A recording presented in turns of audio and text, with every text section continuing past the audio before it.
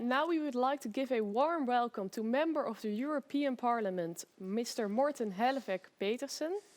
Morten has also been a member of the Danish Folketing for over 10 years, and we are very happy to have you here to discuss the future of European offshore wind. Welcome. Thank you. Yeah, thank you. Thank you for joining us. So we were actually wondering, the green transition requires a radical change in grid development planning and integration across member states. In light of this, how do you see the need for further cross-border cooperation between governments in terms of long-term planning? Well, first of all, thanks so much for the opportunity to be with you today. I appreciate it. And I also want to congratulate you on the reports and the studies that you've been doing, because this is such a valuable contribution. And just taking one step back, I think we have to acknowledge and realize that this is, to a large extent, uncharted territory. What is happening here? What ought to be done here? So, providing further insight, like you're doing now, is extremely important, because this is really uncharted waters that we are going into now. So, and I think it's fair to say that we need really further strengthening cross-border cooperation on these issues, and we look into a future where we'll have hybrid projects and all sorts of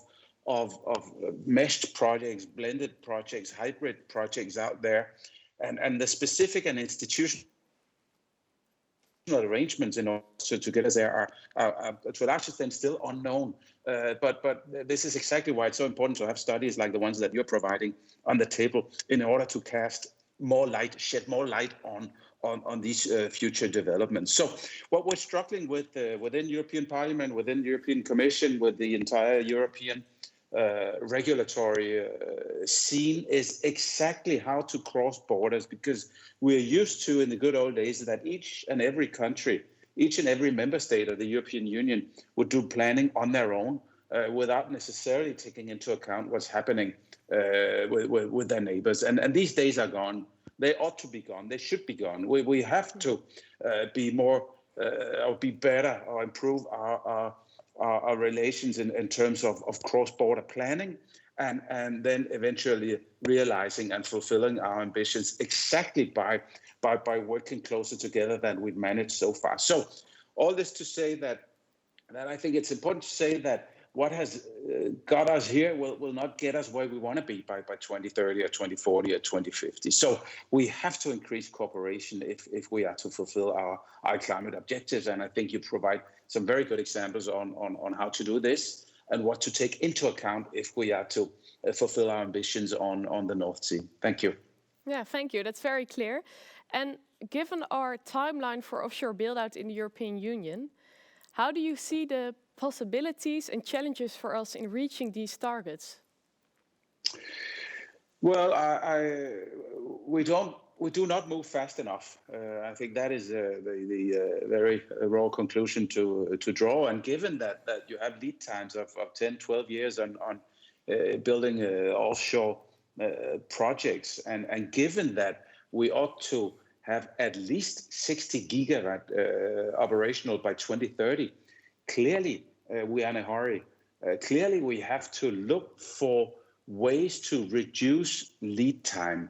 And some of the things that I find it of particular importance to look at is to say, what can we do from the side of the authorities in order to reduce, say, red tape or at least lead time? Can we look into some ways of shortcutting permitting and all these processes out there in order to reduce lead time? Because if we do not succeed in doing this, then we will not succeed in having at least 60 gigawatt by offshore wind by 2030. And you have people out there saying that, claiming that 60 gigawatt in itself is not even enough, given also what the European Commission has and their studies are implying. So all this to say that, and I'm very open for suggestions from industry in order to reduce the lead time, or what can we do from from a regulatory point of view in order to ensure that we increase speed. So all this to say that my worry is speed. If we do not pick up speed here, we won't get to where we want to be by 2030 with the declared ambition of having at least 60% gigawatt. I'm emphasizing at least. These two words are quite important in terms of ambitions and in terms of what is needed out there in order to combat greenhouse gas emissions. Thanks. Yeah, thank you. Yeah, I completely agree, and a lot to do. So a subject which the report presented today has not much touched upon is the question of permitting. As the permitting practices vary greatly among member states, how could these be optimized in order to ensure faster deployment of offshore renewables? So this is clearly a major issue. It's a major issue on land with regard to PV and onshore wind, and it's a much greater issue that I would have anticipated prior to working on these offshore issues and offshore files, and this is really going to be a headache for us on the offshore issues, but in general in the green transition, given all the issues and real issues related to NIMBYism and sort of the clash between biodiversity considerations and the need for a fast rollout and deployment of offshore renewables. So the permitting issue is a very specific and concrete example of how member states do things very differently. You would have completely different rules in my country, in Denmark, compared to what you would have in Germany or the Netherlands, I would assume.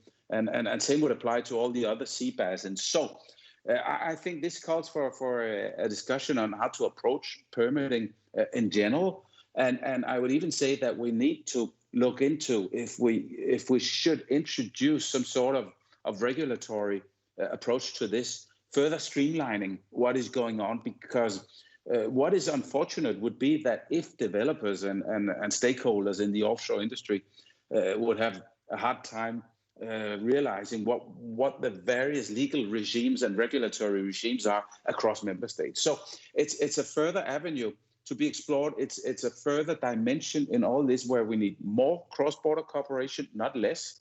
And we might even have to look into introducing some sort of legislation, further harmonizing or at least streamlining all the various procedures in order to obtain permits. Again, if we do not do it differently, we will not succeed in our 2030 targets if we do not acknowledge that we have to pick up speed, and we also have to look at these permitting issues in order to ensure that stakeholders, investors, developers can be as active as they want to be in terms of pursuing these grand ambitions. Thanks.